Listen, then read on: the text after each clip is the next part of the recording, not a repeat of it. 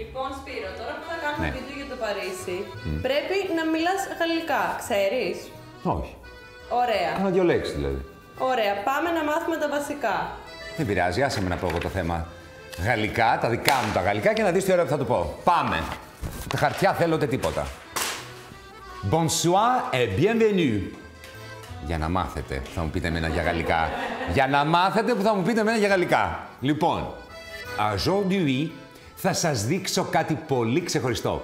Πώς να φέρετε το Παρίσι στο σπίτι σας. La Paris de la Spite. Σου.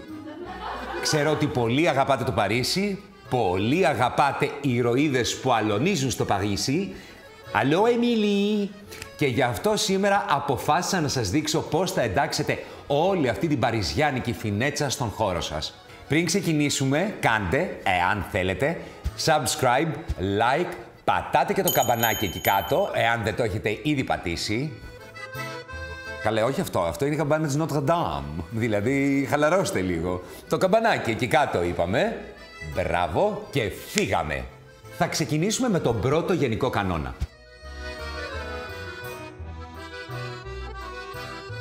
Τα έπιπλά σας και συγκεκριμένα τα τραπέζια και οι κονσόλες σας να είναι κομψά και να έχουν ψηλά και λεπτά πόδια. Είναι σήμα κατά τεθέν της παριζιάνικης διακόσμησης. Ξεχάστε εντελώς τα βαριά έπιπλα, ξεχάστε τα βαριά πόδια, ξεχάστε τους μεγάλους όγκους, ξεχάστε τις γκουμούτσες. Γκουμούτσα, no. Φίνο επιπλάκι, oui. Η μαγική λέξη που πρέπει να θυμάστε είναι φινέτσα. Μία ακόμα πολύ ωραία ιδέα με τρομερό ενδιαφέρον είναι να προσθέσετε ένα ανάκλυντρο. Και να ξέρετε, όσες περισσότερες καμπύλες διαθέτει το ανάκλυντρό σας, τόσο πιο ρομαντικό και παριζιάνικο αέρα θα αποπνέει. Οι πολυθρόνες είναι και αυτές από τα αγαπημένα έπιπλα της παριζιάνικης διακόσμησης. Δεν είναι απαραίτητο να ψάχνετε χώρο για να τις βάλετε στο καθιστικό. Δείχνουν υπέροχες και στο γραφείο, στην τραπεζαρία ή ακόμα και στο υπνοδωμάτιο. Εάν σκοπεύετε τώρα την πολυθρόνα να την βάλετε στο καθιστικό, μην την σετάρετε με τον καναπέ. Επιλέξτε μια βελούδινη και αφήστε την να ξεχωρίσει από μόνη της. Στο σημείο αυτό σας έχω μια πάρα πολύ ωραία ιδέα, ιδίως για όλους εσάς που δεν θέλετε να κάνετε μεγάλες αλλαγές. Ένας oversized καθρέφτης με περίτεχνη κορνίζα είναι από τα πιο χαρακτηριστικά αντικείμενα σε ένα παριζιάνικο σπίτι. Μπορεί να είναι ένας ελεύθερος καθρέφτης μέσα στο καθιστικό, το υπνοδωμάτιο ή την είσοδο του σπιτιού. Επιλέξτε έναν άδειο τοίχο, λευκό κατά προτίμηση, τοποθετήστε τον στο δάπεδο ή κρεμάστε τον. Επιλέξτε πάντα μια ωραία εντυπωσιακή κορνίζα σε μαύρο ή χρυσό μπρονζέ χρώμα, ώστε να κάνει αντίθεση. Ολοκληρώστε τη σύνθεση με ένα ωραίο φυτό μέσα σε ένα όμορφο κασπό. Προχωράω παρακάτω με ένα ακόμα tip για έξτρα παριζιάνικο στυλ στο σπίτι. Το Παρίσι φημίζεται για τα υπέροχα μπιστρό με τα χαρακτηριστικά στρογγυλά τραπεζάκια που έχουν λεπτό σκελετό και μαρμάρινη επιφάνεια. Αυτά τα τραπέζια είναι ιδανικά για το καθιστικό ως βοηθητικά τραπέζια. Μπορούν να χρησιμοποιηθούν και σαν κομμωδίνα στο υπνοδωμάτιο. Κάτι άλλο που πρέπει να κάνετε οπωσδήποτε για να φέρετε παριζιάνικες νότες μέσα στο σπίτι σας. Χρησιμοποιήστε μάρμαρο. Το μάρμαρο είναι must στο παριζιάνικο στυλ, όχι μόνο στα έπιπλα, αλλά και στα διακοσμητικά αντικείμενα.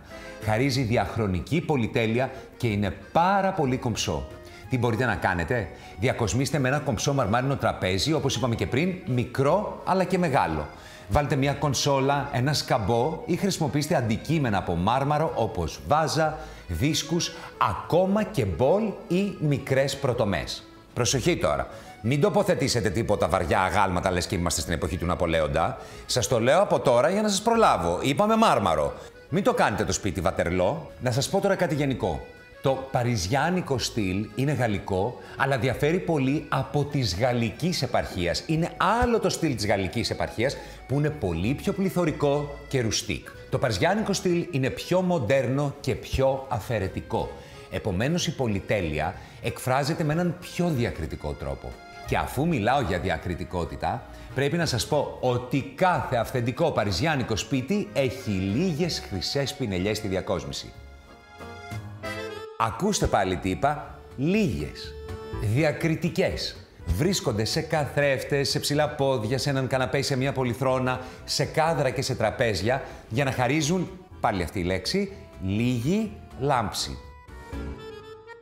Ένας άλλος τρόπος για να φέρετε πιο έντονα το Παρίσι στο σπίτι σας είναι με έπιπλα και αντικείμενα που θυμίζουν γλυπτά έργα τέχνης, όπως ένα τραπεζάκι, μια κονσόλα ή ένα διακοσμητικό αντικείμενο. Τοποθετήστε τα σε ένα σημείο που να ξεχωρίζει από παντού. Αυτό θα μπορούσε να είναι η είσοδος ή απέναντι από τον καναπέ. Κάτι άλλο που μπορείτε να κάνετε. Συνδυάστε διακοσμητικά αντικείμενα ή έπιπλα με διαφορετικό στυλ. Για παράδειγμα, μπορείτε να συνδυάσετε μια παλιά τραπεζαρία με νέες καρέκλες ή μια κλασική πολυθρόνα. Πριν όμως ξεκινήσετε να διακοσμείτε, πρέπει να θυμηθείτε τα εξής. Εάν το σπίτι σας είναι μοντέρνο από άποψη κατασκευής, μπορείτε να τοποθετήσετε έπιπλα με κλασικές πινελιές. Εάν πάλι το σπίτι είναι αρκετά παλιό σαν κατασκευή, τότε είναι καλύτερα να εντάξετε πιο μοντέρνα έπιπλα. Στα αντικείμενα τώρα, επιλέξτε περίτεχνες κορνίζες, δίσκους με βιβλία, λουλούδια και κεριά. Τι θέλω μόνο να προσέξετε. Όλα αυτά τα πράγματα δεν δείχνουν όμορφα εάν τα έχετε σκορπισμένα δεξιά και αριστερά. Πρέπει να είναι λίγα και ομαδοποιημένα. Λίγα αντικείμενα και όλα μαζί σε συστάδες, σε γωνιές. Όχι σκόρπια.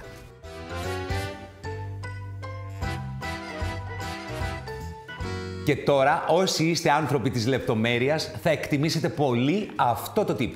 Εάν το σπίτι σας είναι μοντέρνο και θέλετε να το κάνετε παριζιάνικο, προσθέστε διακοσμητικά γύσα. Όχι όλο το σπίτι, μόνο μερικές λεπτομέρειες. Μπορείτε επίσης να βάλετε γύψινες διακοσμητικές κορνίζες σε έναν τοίχο για να αλλάξει τελείως η όψη του χώρου και να αποκτήσει φινέτσα. Το δικό μου το σπίτι, αν και δεν είναι παριζιάνικο πολύ, έχει ένα πολύ μεγάλο τοίχο στο καθιστικό. Σε αυτό τον τοίχο έβαλα κορνίζες από γύψινο διακοσμητικό και κατευθείαν έδωσε πάρα πολύ στυλ σε όλο το καθιστικό. Προσοχή όμως σε κάτι. Τα γύψινα στοιχεία που θα επιλέξετε να βάλετε πρέπει να είναι βαμμένα στο χρώμα του υπόλοιπου τοίχου. Και αν με ρωτάτε, γιατί πολύ καλά κάνετε και με ρωτάτε, γι' αυτό το κάνουμε αυτό εδώ, επιλέξτε ανοιχτά χρώματα. Να σας δώσω άλλη μια πρόταση. Ναι.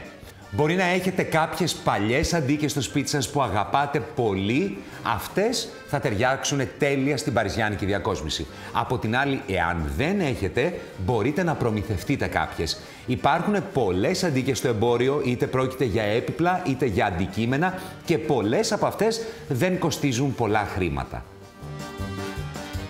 Αυτό που θα σας πω τώρα αφορά ένα αντικείμενο κλειδί της παριζιάνικης διακόσμησης που δεν είναι άλλο από τον πολυέλαιο.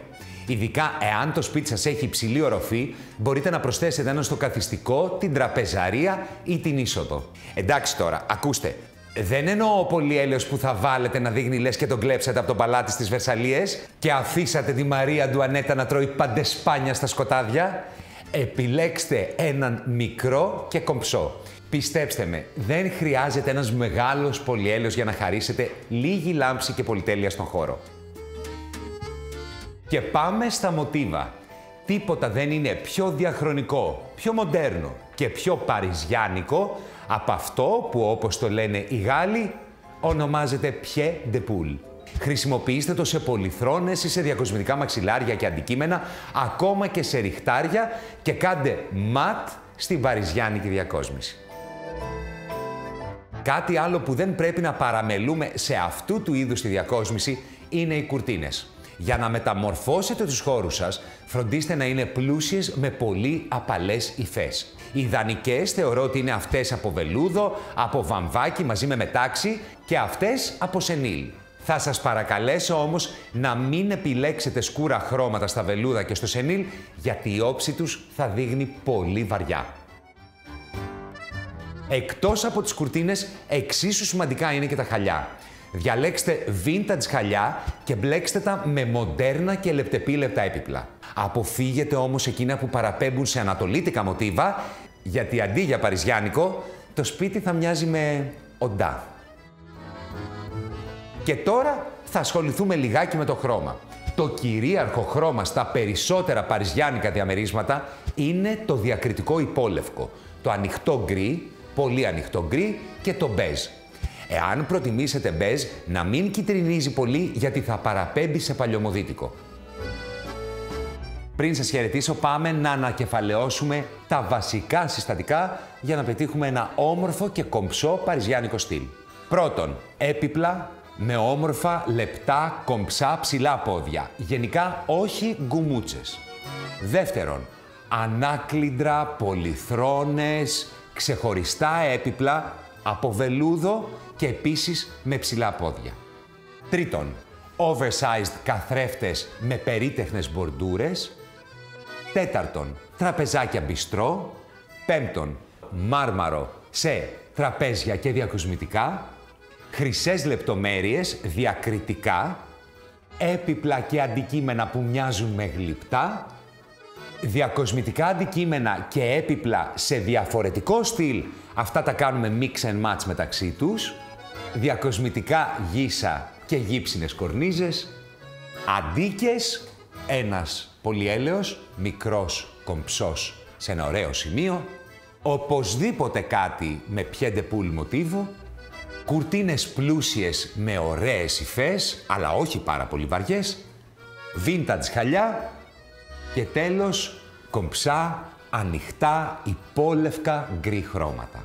Η συνταγή για έναν πανέμορφο παριζιάνικο χώρο μόλις ολοκληρώθηκε. Το ταξίδι μας στο Παρίσι λοιπόν τελειώνει εδώ. Ετοιμαστείτε όμως, γιατί μαζί θα ταξιδεύουμε συχνά. Γι' αυτό σας παρακαλώ να κάνετε subscribe, like και να πατήσετε και το καμπανάκι εδώ για να είστε οι πρώτοι που θα βλέπετε τα πάντα για τη διακόσμηση του σπιτιού σας. Και μην ξεχνάτε να αφήνετε τα σχόλιά σας. Μου αρέσει πολύ, πάρα πολύ να τα διαβάζω. Να είστε καλά, θέλω πραγματικά να μου είστε καλά, να αγαπάτε τον εαυτό σας και το σπίτι σας και να θυμάστε πως ό,τι δεν σας αρέσει, αλλάξτε το εσείς και θα τα αλλάξουμε και μαζί. Au revoir. Bye. À tout à l'heure.